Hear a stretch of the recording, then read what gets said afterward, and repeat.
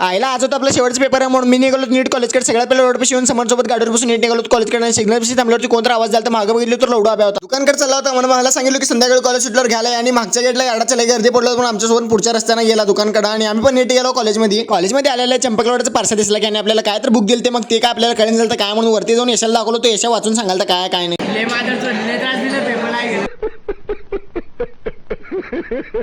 माया मी पुजारी त्याचं बघतो ऐकत बसला होता आणि बाजूने ज्या बालिशपणा करायला आणि माझ्या पेपरचा टाइम झाल्यामुळे मी नीट गेलो पेपर आणि पेपर देऊन आल्यावरती मी माया पुजारी नीट निघालो होतो खाली येऊन आपली गाडी काढून कॉलेजला शेवटचा रामराम म्हणून तिथं नीट निघालो गाडीवरती बसून आपण पुजारीच्या घराकडे आणि तिथं मी आब्याला बोलवलो होतो मला घेण्यासाठी म्हणला सांगून मी पण आब्यासोबत नीट निघालो होतो घराकडे. तेवढं युवराज कॉल आला आणि युवरा म्हणलं की आमच्या शोरूमकडे आम्ही तिथं नीट गेलो आमच्या शोरूमकडे आणि युवरा पण आला आणि भाऊ म्हणला की आतमध्ये चला आपल्याला गाडी घ्यायचं म्हणला आणि आतमध्ये गेल्यावरती सर्व्हिस सेंटरकडे घेऊन चालला होतो. कुठं म्हणल्यावरती आतमध्ये गेल्यावरती सांगते की या गाडीचे आपण पार्ट्स घ्यायला लावणार आहे केळ्या. युवराज शिवाय व्यस्त होतो पण आपली एबजेट पण तिथे सर्व्हिसिंगला दिलतो. आब्या म्हणला की चल घेऊन जाऊ घरी. मला पैसे कोण देते म्हणलं चला ऐकलो ती घरी चल मला गप्पा